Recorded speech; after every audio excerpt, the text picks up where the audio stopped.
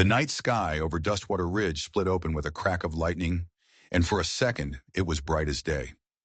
In that flash you could see a man standing over two graves, a silhouette against the pale, weathered stone.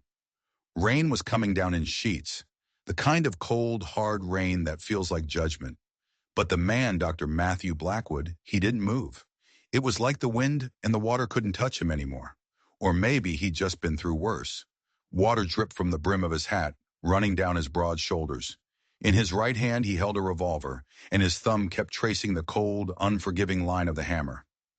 Thunder rolled through the valley, low and angry, like a beast stirring in its sleep. 6 years. 6 years since he'd put his wife, Sarah, and their little girl, Emma, into this cold ground.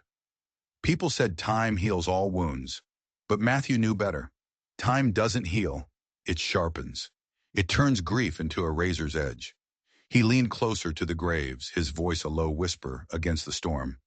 "I'm close now," he promised them. "I'm so close." Another bolt of lightning tore across the sky, lighting up the names carved into the headstones. Sarah Elizabeth Blackwood, beloved wife and mother. Emma Grace Blackwood, our angel. Matthew holstered the gun, the wet leather creaking, and finally dropped to his knees in the mud. He wasn't praying for peace. He was preparing for war, and a war was coming. Miles away, in the only fine house in Dustwater Ridge, another man was staring out into that same storm. Jackson Harmon, a man who looked like he was carved from the same hard rock as the mountains around them. Lightning flashed, and you could see the scar that ran from his temple to his jaw, a white line on his weathered skin. His daughter Eleanor watched him, and she knew that look. It was a look that came before things broke. "Where are we going?" she asked, her voice trembling. "It's the middle of the night." Jackson didn't even turn. "We don't have a choice anymore," he said, his voice flat and final. He threw a dark wool dress onto her bed. "The town council made their decision. It's either this, or they'll take matters into their own hands." Fear, cold and sharp, gripped Eleanor's chest. The town council. The same men who tipped their hats to her on the street, then whispered behind her back the second she passed. "What did they decide?" she asked, her hand going to her swollen belly. Jackson's eyes followed her hand, and for a second, a look of pure disgust crossed his face. "You've brought enough shame on this family," he snarled. "I won't have a mob at my doorstep because of you. Now get dressed. You have 5 minutes." The door slammed shut, leaving her in the dark. With shaking hands, Eleanor pulled on the dress. The fabric was tight across her middle, a constant, heavy reminder of her shame. Her hand fumbled for the small silver comb on her bedside table. It was her mother's, one of the few things she had left of her. She slipped it into her pocket, a tiny piece of armor against the night. She caught her reflection in the mirror during a lightning flash. Pale face, dark circles under her eyes. Her mother used to tell her that her magic was in her voice. "No one can take it from you unless you let them, Ellie." But her mother was 6 years gone, buried by the same tragedy that had shattered Dr. Blackwood's world. And Eleanor's voice had been silenced long before the baby started to grow. A heavy fist hammered on the door. "Time's up." Outside, the wagon was waiting. The storm was getting worse, and as her father pulled her up onto the hard wooden seat, Eleanor had a terrible feeling. She wasn't just leaving her home, she was being delivered. Delivered to a man the whole town called a monster, the mad doctor of Dustwater Ridge. But what Eleanor didn't know, what no one knew, was that the monster and her father were bound by a secret so dark it had already destroyed one family, and it was about to destroy another. The ride was a nightmare of mud and lashing rain. Every jolt of the wagon sent a spike of pain through Eleanor's back. Her father didn't speak a word, just stared ahead into the storm, his jaw set like stone. Dawn was a weak, gray promise in the east when they finally reached their destination. It was a cabin, set far back from the road, surrounded by tall, groaning pines. Smoke curled from the stone chimney, the only sign that this place wasn't abandoned. Jackson pulled the wagon to a halt and climbed down. He didn't bother to help Eleanor. She struggled, her body clumsy and heavy, her feet sinking into the mud as she landed. The cold seeped through her thin shoes instantly. "Stay here," Jackson ordered, and marched toward the cabin door. Eleanor shivered, watching her father pound his fist on the weathered wood. For a long moment, there was nothing. Then the door creaked open. A man stood silhouetted against the warm light from inside. Even from a distance, Eleanor could tell he was tall, broader in the shoulder than her father. It was Dr. Matthew Blackwood. His dark hair was shot with silver at the temples, and a beard covered the lower half of his face, but it was his eyes that held her. Deep set and watchful, they took in the whole scene with a surgeon's unnerving precision. "Harmon," Matthew said. His voice was a low rumble, like distant thunder. "Been a long time." "Not long enough," Jackson shot back. "I've come to collect on your debt." Matthew's gaze shifted past Jackson, finding Eleanor standing by the wagon, soaked and trembling. A flicker of something crossed his face. Surprise? Recognition? It was gone in an instant. "That's not how debts work," Matthew said, his eyes returning to Jackson. "You don't get to choose when they're repaid." "I saved your life at Antietam," Jackson hissed, his voice raw. "You owe me everything." "And I've spent every day since wishing you hadn't," Matthew replied, his voice chillingly calm. His eyes found Eleanor again. "Is that your daughter?" Jackson stiffened. "She needs a place to stay. Until her condition resolves itself." Matthew's eyebrows rose. "You want me to take in your pregnant daughter? That's how you think I should repay my debt?" "You're a doctor, aren't you?"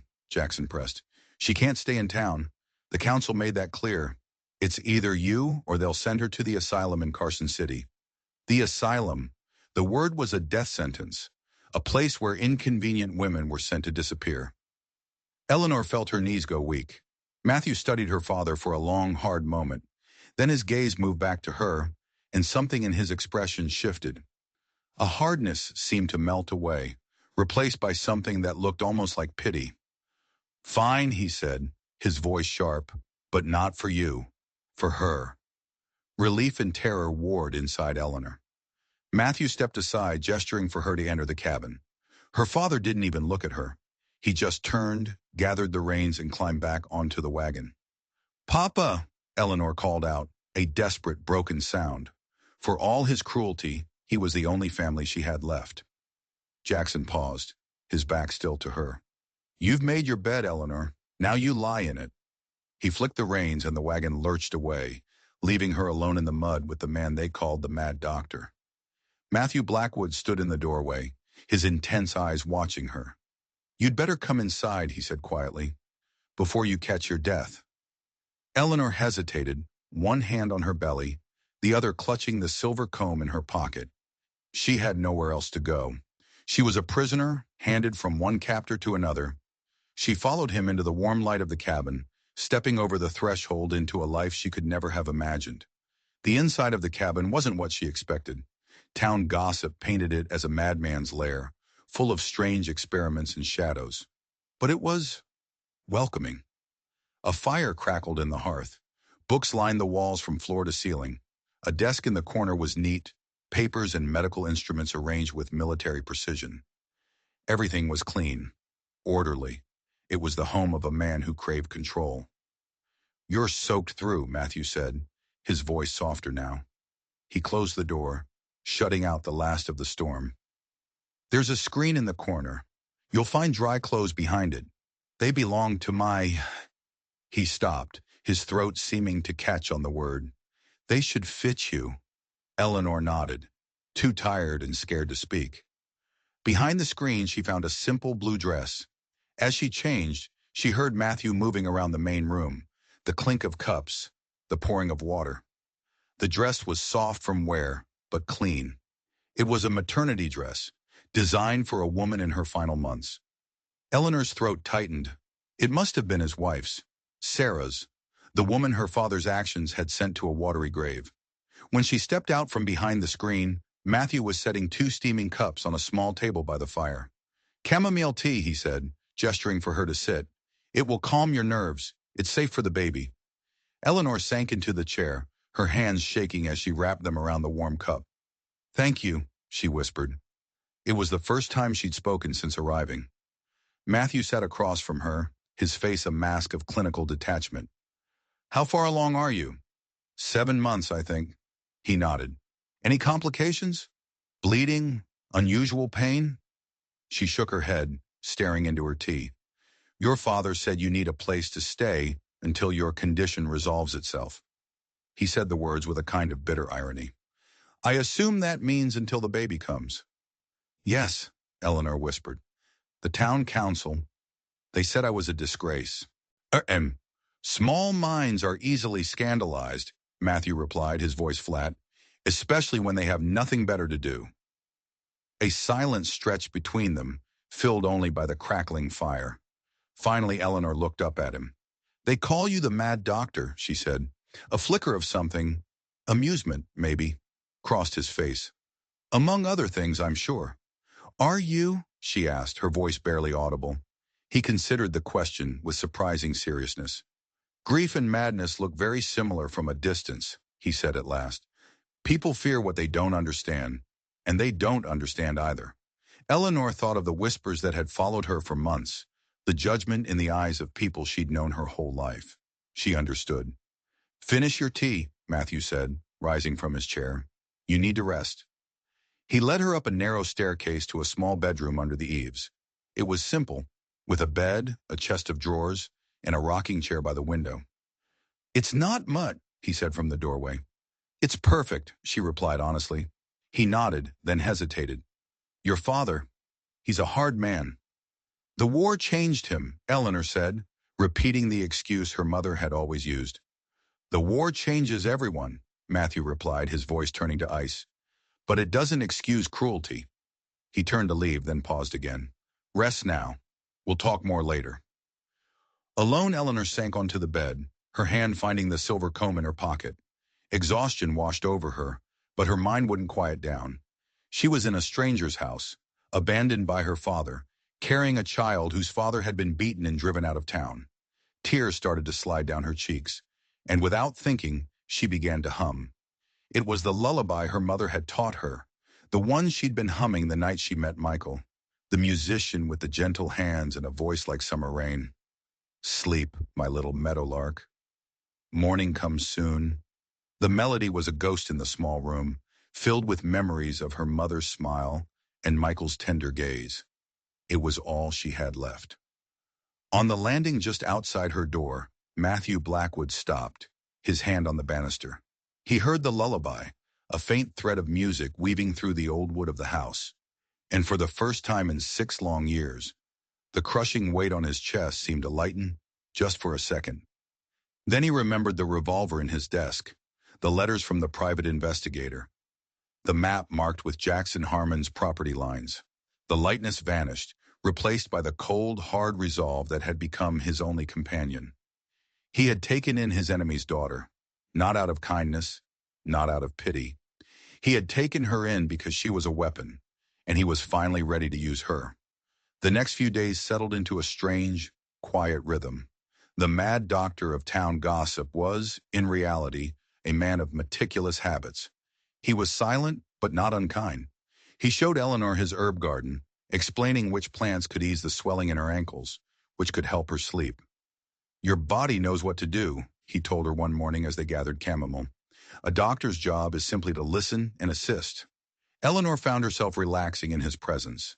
His gruffness seemed less like madness and more like a thick wall he'd built around himself. They barely spoke, but a routine formed. Mornings in the garden, afternoons where she rested and he worked in his small workshop out back. Evenings by the fire, reading in a companionable silence. She was careful to keep her singing to herself, humming only when she was alone. But sometimes she'd catch him pausing outside her door, just for a moment, listening. A week after she arrived, Eleanor was hanging laundry when a rider approached. Her heart jumped. Her father? Michael? It was neither. The man was a stranger, thin and wiry, with eyes that took in her swollen belly with a cool, appraising stare. Dr. Blackwood around? He asked. In his workshop, Eleanor replied, her hand instinctively going to her stomach. May I ask who's calling? Just tell him Cooper's here, with news. The man's gaze lingered on her. You must be the Harmon girl. Word gets around. Heat rose in Eleanor's cheeks. Of course it did. This was Dustwater Ridge. I'll get Dr. Blackwood, she said, turning away. No need. Matthew's voice came from behind her. He strode across the yard, wiping grease from his hands with a rag. Cooper, I didn't expect you for another week. Things developed, Cooper said, his eyes flicking meaningfully toward Eleanor. Matthew understood immediately. Miss Harmon, would you mind checking on the bread?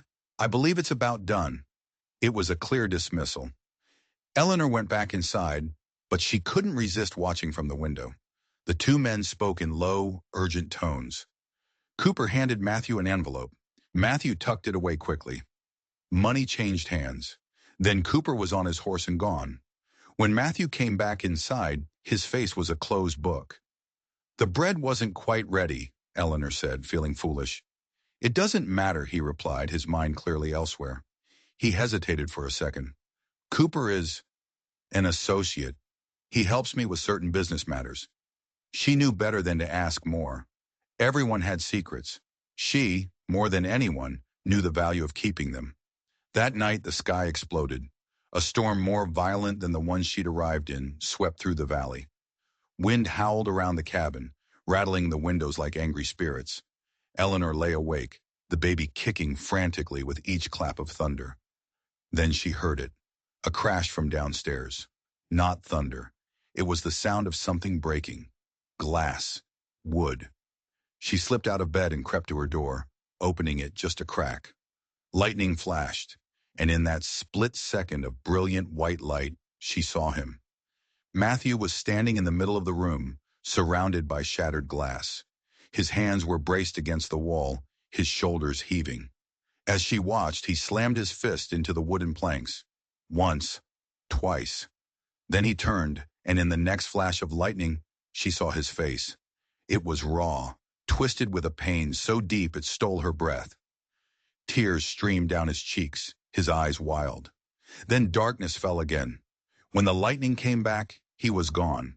The front door was wide open, the storm raging outside. Eleanor rushed downstairs, not caring about the broken glass on the floor. She looked out into the night, but he was nowhere to be seen.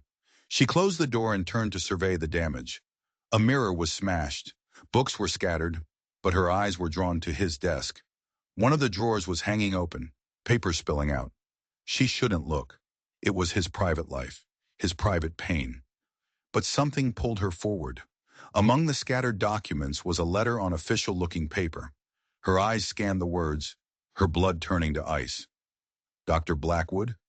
My investigation confirms your suspicions. The flood that claimed your family was not entirely natural in origin.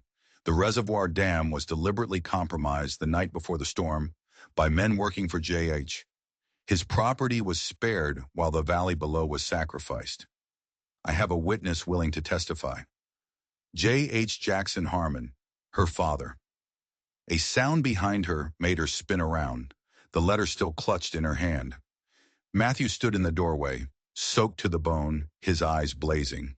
They went from her to the letter in her hand, and his expression shifted from anguish to pure, cold fury. That's private correspondence, he said, his voice dangerously low. I'm sorry, she stammered. The glass was broken. You ran out. So you decided to go through my desk?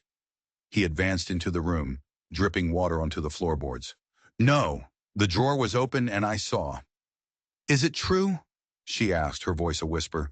Is it true about my father? Matthew's jaw tightened into a knot of granite. You shouldn't concern yourself with things that don't involve you. But it does involve me.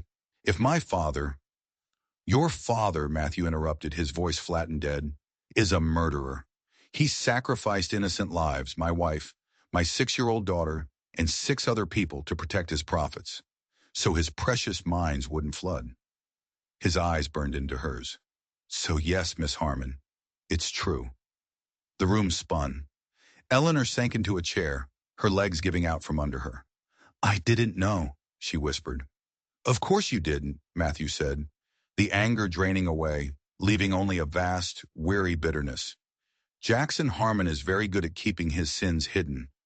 Now you understand why I live out here, why they call me mad, because I'm the only one who knows the truth, and no one in that town wants to believe their war hero is a monster. Eleanor's hand went to her belly, where the baby was kicking, a frantic, terrified rhythm. "What are you going to do?" she asked.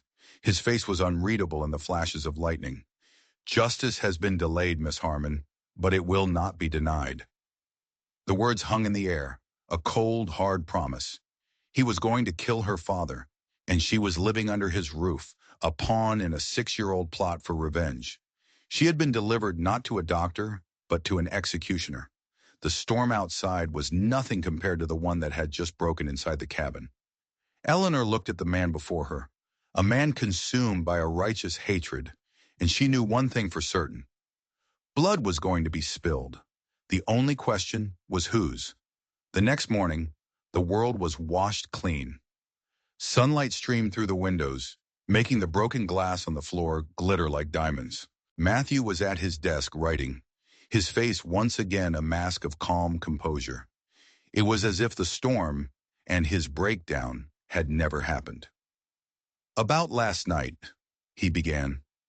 "There's fresh coffee," Eleanor interrupted, not wanting to talk about it, not wanting to see that raw pain on his face again. He studied her for a moment, then nodded. As she prepared a simple breakfast, her mind was a whirlwind. Her father was a murderer. The man whose roof she was under wanted to kill him, and she was caught in the middle, carrying the grandchild of both the killer and, in a way, his victim. "You're quiet," Matthew observed as they ate. "I was thinking about my father," she admitted. He put down his cup. "I spoke in anger. But was it true?" she pressed. He hesitated, then gave a single sharp nod. "Yes. Cooper? The man who was here yesterday, he's a private investigator. He's been working for me for years. Your father paid men to weaken the dam. It's all there. Witness statements, engineering reports. He knew the storm was coming. He sacrificed those 8 people to save his mines." Eleanor felt sick. "Does anyone else know?" "They suspect," Matthew said bitterly. "But your father brings money to Dustwater Ridge. People prefer comfortable lies to uncomfortable truths." His knuckles were white around his cup. "So you plan to take matters into your own hands." His silence was all the answer she needed. "Is that why you took me in?" she asked, her voice small. "To use me against him?" For the first time, he looked genuinely surprised. "Initially, perhaps. But no. Whatever sins your father has committed, they are not yours to bear." His gaze dropped to her belly. "Nor your child's." Relief washed over her, so potent it almost made her dizzy, but it was followed by a new fear. "If you do something to him, what happens to me? To us?" "You'll be safe here," he promised. For now she had to believe him. After breakfast, she went out to the garden, kneading the feel of soil on her hands, something real and solid to hold on to. The air was crisp and clean. She was kneeling, weeding a patch of thyme, when a movement at the edge of the woods caught her eye. A man was standing there, half hidden by the trees. He was tall, with dark skin and darker eyes that were fixed on her, with an intensity that made her heart stop. "Michael," she whispered. It couldn't be. He stepped out of the shadows and her world narrowed to his face, a face she thought she'd never see again. "Ellie," he said, his voice carrying across the garden, a sound like coming home. "Thank God I found you." She pushed herself up, her heavy body awkward, her hand reaching for him. He crossed the distance in a few long strides, his eyes taking in her swollen belly. "Look at you," he said, his voice full of wonder. "Our child." Tears sprang to her eyes. "How did you find me?"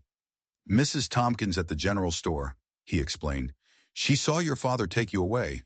I've been watching this place for days, waiting for a chance to see you alone." His expression darkened. "That man, Blackwood, is he treating you well?" "He's been kind," she said. "But it's complicated, Michael. My father." "I know about your father," he interrupted, his hand gently touching the faint scar on his jaw where Jackson's fist had landed. "That's why I came back. I couldn't leave you to face him alone." "You came back for me?" "For us," he corrected, his gaze soft on her stomach. "I promised I would, didn't I? I got work in Denver. Saved every penny. I came as soon as I could." "It's too late," she said, the tears finally falling. "My father, he's given me away. I have to stay here until the baby comes." It's not too late, Michael insisted, finally taking her hand. His touch was warm, real. Come with me now. We can be in Denver by the end of the week. She shook her head. I can't travel like this, and there's more going on here than you know. Just then, the workshop door creaked open. Eleanor pulled her hand away, but it was too late. Matthew was standing there, his face unreadable as he looked from her to Michael. Dr. Blackwood, Eleanor said, her voice strained. This is a friend from town, Michael Johnson. Matthew walked toward them, his steps slow and deliberate. His gaze never left Michael's face. More than a friend, I'd say. Michael didn't flinch. He squared his shoulders, a quiet dignity about him. I'm the father of Eleanor's child, he said. I've come to take her home. Home? Matthew repeated. And where is that? Denver, Michael replied. I have a place for us. We'll be married as soon as we arrive. Matthew's gaze shifted to Eleanor. Is this what you want? She hesitated, torn between the man who offered her a future and the man who held the key to her past. I don't know. You don't have to decide now, Matthew said, his tone surprisingly gentle. He looked at Michael. Mr. Johnson, you've traveled a long way. Please come inside. Have something to eat. You and Miss Harmon should talk. The offer of hospitality was so unexpected, it left Michael speechless. That's very kind of you, Doctor. Don't mistake courtesy for kindness, Matthew replied, a sharp edge to his voice. I simply believe Miss Harmon deserves to make her own choices, unlike her father. He turned and walked back to the cabin, leaving them to follow. The air was thick with unspoken questions. Eleanor was standing between two men, both of whom had a claim on her, both of whom were circling her father like wolves. She was no longer just a pawn in Matthew's game. Now she was the prize, and she had a terrible feeling that before this was over, these two men were going to tear each other apart to win her. The meal was one of the strangest Eleanor had ever sat through. A tense, cautious truce held the small cabin in its grip. Michael, the musician, and Matthew, the doctor. Two completely different men, bound together by their connection to her and their shared enemy, her father. You were an army surgeon? Michael asked, making conversation. I was, Matthew replied. Now I just run a small practice for folks the town forgets. And you agreed to take Eleanor in? After what her father... Captain Harmon and I have a history, Matthew said, his voice flat. He called in a debt. A debt that involves taking his pregnant daughter off his hands? Michael's voice held a challenge. Michael, please, Eleanor interjected. Dr. Blackwood has been kind. It's a fair question, Matthew said, his eyes on Michael. And you're right to be suspicious. But my quarrel is with Jackson Harmon, not his daughter. After the meal, Matthew excused himself, leaving them alone. He's not what I expected, Michael admitted. The town calls him mad. He's not mad, Eleanor said. He's wounded, deeply. Like all of us, Michael said softly. He reached across the table and took her hand. Come with me, Ellie. Our child deserves a life with two parents who love each other. The word love felt like a lifeline. What about your music? She asked. Will there be room for that? Always, he promised. Music is what brought us together. It will be the heart of our home. A real home, built on music and love. It was everything she'd ever dreamed of. But could she just leave? Could she turn her back on the truth she just learned, on the justice Matthew had been seeking for 6 years? I need time, she said finally. Just a little time to think. Michael's disappointment was clear, but he nodded. I've taken a room at the inn. I can stay for 1 week. After that, I have to get back to Denver, or I'll lose my job. 1 week, 7 days to decide the entire course of her life and her child's. Whatever you decide, Ellie, he said at the door, know that I love you. He gently touched her belly and the baby kicked, as if in answer. She watched him walk away until he disappeared into the trees. She felt a floorboard creak behind her. Matthew was standing there. He seems a good man, he said. He is, she replied, wiping a tear from her cheek. Then why the hesitation? How could she explain it? The tangle of guilt and loyalty, fear and a strange newfound strength. Because good men can still make promises they can't keep, she said, and because there's still the matter of my father, and whatever unfinished business lies between you. Matthew nodded slowly. Your caution is wise. But know this, Miss Harmon, whatever you decide, you will have a safe place here until your child is born. That much I can promise. That night, Eleanor couldn't sleep. The choice Michael had given her warred with the terrible knowledge Matthew had shared. She found herself drawn to the one room in the cabin she'd been avoiding, the music room. The door was unlocked. She pushed it open. Moonlight streamed through the window, falling across a beautiful dark wood piano. She ran her fingers over the cool ivory keys. She hadn't played in so long, not since her mother died. But tonight, she needed it. She sat down, her belly pressing against the wood, and began to play. A simple hymn her mother had taught her. The notes were hesitant at first, then grew stronger, filling the silent house. She started to sing, her voice soft and clear. Amazing grace, how sweet the sound. She was so lost in the music she didn't hear him approach. My wife used to sing that. She jumped, her hands falling from the keys. Matthew stood in the doorway, his face in shadow. I'm sorry, she stammered, starting to get up. I shouldn't have. No, he said, his voice strangely soft. Please, continue. He moved to a chair in the corner and sat down, a shadow in the moonlight. Hesitantly, she began to play again. She sang the whole hymn, her voice filling the room with a story of being lost and found. When the last note faded, he was still sitting there, his eyes closed. Your voice, he said without opening them. It's remarkable. Is that why my father hates it so much? She asked quietly. Because it reminds him of how remarkable you are? The question hung in the air. He never approved, she said. He said it was vanity. And the musician, Michael, Matthew said, opening his eyes, he encourages it. He was the first person since my mother who truly heard me, she admitted. A shadow crossed Matthew's face. Sarah was like that, he said, his voice distant. She could hear the music in everything. The rain, the wind, Emma's laughter. I never could, not until it was all gone. The shared grief in the room was a living thing. Play something else, he said after a long silence. Something hopeful. She turned back to the piano and played a melody she'd been composing in her head for weeks. A lullaby for her unborn child. As she played, she felt the baby kick and turn as if it were dancing along. Across the room, the mad doctor, the man who had lost everything, closed his eyes and let the music wash over him. For the first time, the silence in his house had been broken.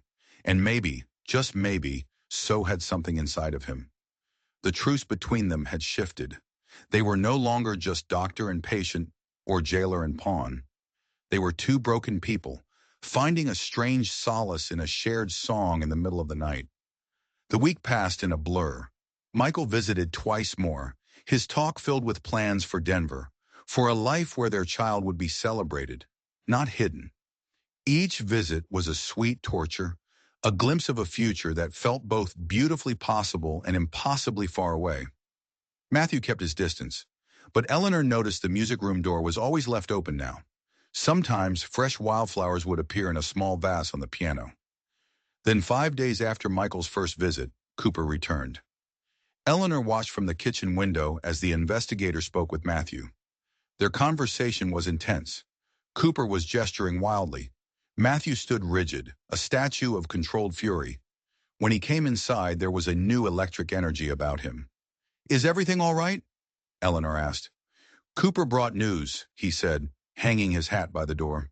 Your father is hosting a town council meeting this Sunday at his home. What does that mean for you? He didn't answer. He went to his desk, unlocked a drawer, and pulled out a thick bundle of papers tied with string. You asked me if I would tell you the truth when you were ready to hear it, he said, his eyes locking with hers. I think that time has come. He placed the bundle on the table. It was Cooper's file. 6 years of secret investigation, witness statements, engineering reports, maps, proof. Proof that her father had deliberately murdered 8 people. Her hands trembled as she untied the string. She read about laborers paid to damage the dam under the cover of darkness. She saw meteorological reports showing her father had received early warnings of the storm, warnings he never shared with the families in the valley below. It was all there, in black and white. Cold, calculated, evil. "This can't be true," she whispered. But the words were hollow. She knew her father. She knew the man who had beaten Michael, the man who had cast her out. This was just a larger, more terrible version of the cruelty she had always known. "I wish it weren't," Matthew said quietly. "What are you going to do?" she asked, her voice shaking. "Expose him," he said, his voice hard as iron. "On Sunday at the council meeting, in his own home, I'm going to present this evidence, where he can't hide from it." A cold dread washed over her. "He'll kill you before he lets that happen." "Perhaps," Matthew acknowledged, "but some truths are worth dying for." Eleanor pushed herself up from the table, her hand on her aching back. "And what about the living? What about your patients? The people who depend on you? What about me?" The unspoken question hung in the air between them. His expression softened for a moment. "I don't intend to die, Eleanor, but I can't live with this knowledge and do nothing. Not anymore." She saw the resolve in his eyes. It was the same unbending will she saw in her father. But where her father's was born of greed, Matthew's was born of a wounded, desperate need for justice. In that moment, a decision formed in her mind, clear and sharp as a shard of glass. "Then I'm coming with you," she said. His eyebrows shot up. "Absolutely not. It's too dangerous." "My father is involved," she said, squaring her shoulders. "That makes it my business, too. He owes me an explanation as much as he owes you justice. My condition hasn't stopped me from living so far. It won't stop me now." They stared at each other across the table, an unstoppable force meeting an immovable object. Finally he sighed, running a hand through his hair. "Your mother must have been a formidable woman." "She was," Eleanor said, her voice softening, "and she taught me that staying silent in the face of wrongdoing makes you complicit in it." Matthew nodded slowly. "We'll discuss this further," he said, which she knew was as close to an agreement as she was going to get. She had made her choice. She wasn't going to Denver, not yet. She wasn't going to run. She was the daughter of Jackson Harmon, but she was also the daughter of Beth Harmon. And on Sunday, her father was finally going to hear her voice. That evening, as twilight settled over the valley, Matthew found her on the porch. "Your Michael came by the workshop earlier," he said. "He asked me not to tell you. Said he was preparing a surprise." A faint smile touched his lips. "He's quite determined. It's not about winning," she murmured. "It's about choosing, and choices have consequences." "Indeed," Matthew said, his voice serious. "Which is why I've been thinking about Sunday. I've decided you're right. You deserve to confront your father. But we do it my way, safely. At the first sign of trouble, you leave. No arguments." Relief washed through her. "Thank you." They sat in silence for a while, watching the fireflies begin their dance. "There's something else you should know," he said finally, his voice low. "The night of the flood. I wasn't here. I was in Carson City meeting with investors for a hospital I wanted to build." He swallowed hard. "Sarah begged me not to go. She had a feeling, but I didn't listen. The meeting was too important." His hands gripped the arms of his chair. "By the time I got back, it was too late. They were already gone." "It wasn't your fault," she said softly. "Wasn't it?" His voice cracked. "I knew the dam was poorly built. I raised concerns, but I let them be dismissed. I chose my ambition over their safety." He turned his hand palm up, and she placed hers on top of it. "That's why this matters so much," he whispered. "It's not just justice, it's atonement." The next morning she woke to the sound of a guitar. Michael was standing in the yard singing a song she'd never heard before. A song about a meadowlark finding its way home. His eyes were locked on hers, his voice full of love and promise. When he finished, he set the guitar aside. "I wrote it for you," he said. "For us." He told her the news. His teaching position in Denver was confirmed. Housing was included. They could leave next week, be settled before the baby came. It was a perfect, shining future, laid out at her feet, and she had to turn it down. "There's something I have to do first," she said carefully. "This Sunday. It involves my father." Michael's face clouded over. "What does Blackwood have to do with this?" "I don't like it, Ellie. Your father is a dangerous man, and there's something not right about the doctor. The way he watches you. He's been nothing but respectful, she defended, a flash of irritation surprising her. He's given me shelter. For what purpose? Michael pressed. Men like that don't do things without a reason. After Sunday, she promised, I'll have my answer for you. I'll know what to do. Just be careful, he said, his eyes full of worry. He kissed her forehead. I have to be back in Denver by Tuesday, with or without you. The gentle ultimatum hung in the air. From the cabin doorway, Matthew watched them, his face a mask. He's afraid for you, he said once Michael was gone. As well he should be. He gestured her inside. Come, we have preparations to make. The next 2 days were a blur of tense planning. They went over every detail, every contingency, how they would enter the meeting, when to present the evidence, what to do if Jackson became violent. He'll have his gun, Eleanor warned. So will I, Matthew replied grimly. Saturday night, a messenger arrived with a letter. It was from her father. Word has reached me that you've been spending time with that musician. This defiance cannot stand. I'll be coming for you tomorrow after church. It's time you remembered your place. He's coming here, she whispered, her hands trembling as she passed the letter to Matthew. This changes everything, he said, his face hard. We can't wait for the meeting. We confront him here. But you said a public confrontation was safer. We've lost that option, he said. He's coming here to take you back by force. We have to be ready. That night, sleep was impossible. Eleanor lay in bed, listening to a new storm gathering outside, her hand on her belly, where the baby kicked restlessly. She drifted into a nightmare of rising water, of her father watching with cold satisfaction as the flood swept everything away. She awoke with a gasp to a crash from downstairs. She crept to her door and peered down. The main room was in chaos. Matthew was on his knees amid scattered papers, his desk drawer hanging open. No, no, no, he was muttering, his voice frantic. Where is it? Dr. Blackwood? She called out. His head snapped up, his eyes wild. The gun, he said, his voice rough. It's gone. Someone's been here while we slept. He held up an empty folder. And the witness statements. The sworn testimony against your father. It's all gone. A chill that had nothing to do with the storm ran down her spine. Who do you think? Matthew's laugh was a bitter, broken sound. Your father has eyes everywhere. Someone warned him. What do we do now? She asked, her voice shaking. We stand our ground, he said, his voice grim. He went to the fireplace and took down an old cavalry saber that hung above the mantel. I still have this. You can't be serious, she breathed. A sword against a gun? Better than nothing, he replied. Besides, your father was always a poor shot. How would you know that? He turned slowly, a strange, guarded look on his face. We served together, remember? But you were a surgeon, she pressed. You were behind the lines. There's a lot you don't know, Eleanor, he said, his voice heavy with secrets. About the war, about your father. He gestured for her to sit. It's a long story. Outside, the storm broke, lashing the cabin with wind and rain. Inside, by the dying fire, Matthew began to talk, and the story he told was worse, more tangled and more personal than anything she could have possibly imagined. It wasn't just about a flood. It was about a lifetime of betrayal that had started long before she was even born. Your father and I didn't just serve together, Matthew began, his voice a low rumble against the storm.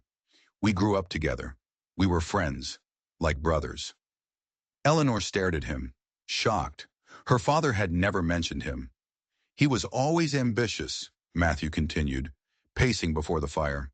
At Antietam, he was shot. They brought him to my field hospital. I operated on him. I saved his life. He stopped pacing. That's the debt he called in when he brought you here. But that's not the whole story, she guessed. No, he admitted. After the war, we both came west. I met my wife, Sarah. Jackson met yours. The words hit her like a physical blow. You knew my mother? Everyone knew Beth Calloway, Matthew said, a ghost of a smile on his lips.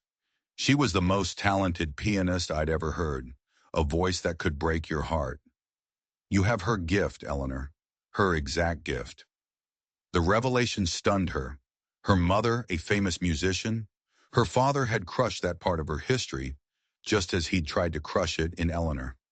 Why did she give it up? She whispered. For him, Matthew said bitterly, and I watched as he slowly extinguished the light in her. Beth and my Sarah, they were best friends, our families. We were supposed to build a life here, together. He looked at her, his eyes full of a pain that was older and deeper than just the flood. The dam wasn't just about protecting his mines, Eleanor. The land where our house was, where the other families lived, Jackson wanted it. We refused to sell. Understanding dawned, cold and horrific. So he removed the obstacle. Precisely, Matthew said, his eyes blazing. The dam's failure wasn't negligence. It was murder, disguised as a natural disaster. And the sworn statement from the man he hired to do it. That was what was in the stolen folder. Just then, a sharp pain, like a hot knife, lanced through her abdomen. She gasped, doubling over. Matthew was beside her in an instant, the avenger replaced by the physician. What is it? A cramp, she gasped, but stronger.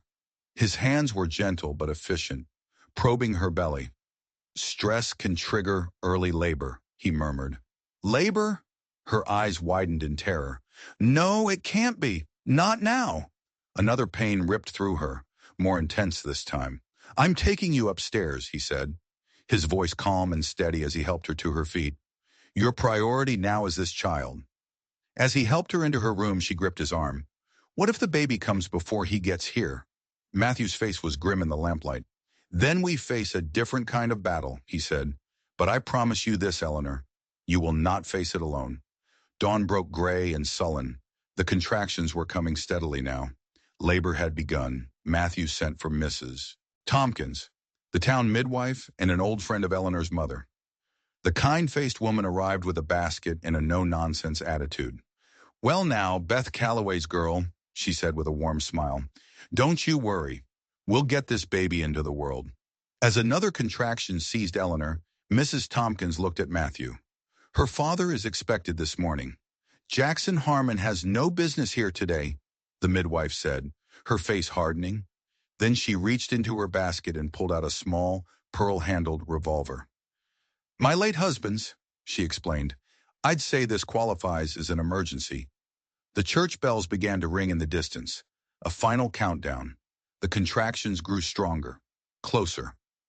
Eleanor's world narrowed to the waves of pain and Mrs. Tompkins's calm, encouraging voice.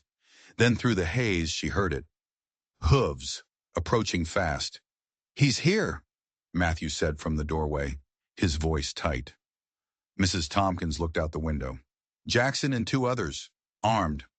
Stay focused, Matthew ordered as Eleanor tried to sit up. The baby is your priority. I'll handle your father. He squeezed her hand. Whatever you hear, trust me. He was gone. She heard his footsteps on the stairs, the front door opening, her father's voice sharp and commanding. Pay them no mind, Mrs. Tompkins said. This is women's work now. Downstairs, Matthew stood blocking the doorway. Blackwood, Jackson snarled. I've come for my daughter. She's indisposed, Matthew replied evenly. She's in labor. The news startled Jackson. He pushed past Matthew into the cabin, his men following. I'll wait, he conceded. But when the child is born, she returns with me. Just then, another rider galloped up to the cabin. It was Cooper, soaked and frantic. Doc, Simmons is dead. Throat cut, ear to ear. The air in the cabin went still. The witness, Matthew said, his voice flat. Jackson's face was pale. You see, he said, a tremor in his voice. Blackwood is mad. This is all a fabrication. Is it? Matthew unlocked his desk drawer and pulled out the thick folder of duplicate evidence. Simmons may be dead, but his testimony lives on, as does the proof of your guilt. Jackson's hand went for his gun, but his own men stopped him. As Matthew began to lay out the damning evidence piece by piece, a new sound cut through the tension, the first indignant cry of a newborn baby. Everyone froze, looking up at the ceiling. The cry came again, strong and full of life. "A girl," Mrs. Tompkins announced from the top of the stairs, her face glowing. "Healthy and strong. The mother is asking for you, doctor." Jackson started for the stairs. "I'll see my daughter." "She asked for Dr. Blackwood," the midwife said, her small frame radiating authority. "In the birthing room, Captain, I outrank you." Matthew went upstairs. The room was filled with a quiet wonder. Eleanor was pale but radiant, a small bundle cradled in her arms. "She's perfect," she whispered. "I'm calling her Hope." He told her about Simmons, that the case against her father was now weaker than ever. A determined look came into her eyes. "I want to see him," she said. "Bring him up." Jackson entered the room, his face a mask of false concern. "A girl," he said, looking at the baby. "She has your mother's eyes." "Yes," Eleanor said, her voice steady. "And her spirit. Hope and I won't be returning to your house, Father. Not ever." Rage flashed in his eyes. "You'll go to that musician? A colored man with nothing to offer?" "Michael Johnson is twice the man you are," she shot back. "I've seen the evidence, Father. I know what you did." "You understand nothing," he hissed, his control shattering. "I made difficult decisions for the greater good." "For yourself," she corrected, her voice filled with a sad finality. "Always for yourself." Just then, a commotion erupted downstairs. A familiar voice, desperate and pleading. "I need to see her. I need to know she's safe." Michael burst into the room, rain-soaked and breathless. His eyes found Eleanor, then the baby in her arms. He fell to his knees beside the bed, his face a canvas of love and awe. "Ellie," he breathed, as Eleanor gently placed their daughter in his arms, the perfect picture of a new family. Mrs. Tompkins appeared at the door, her expression frantic. "Doctor, you need to come downstairs, now." Matthew rushed down to find a scene of chaos. Cooper had his pistol pressed to Jackson's temple. He was trying to destroy the evidence. The investigator grunted. "Put the gun down, Cooper," Matthew ordered. "This isn't justice. It's vengeance." After a tense standoff, Cooper lowered the gun. Jackson sagged with relief. "A wise decision," he sneered. "Murder is still a hanging offense." Just as he spoke, the cabin door opened again.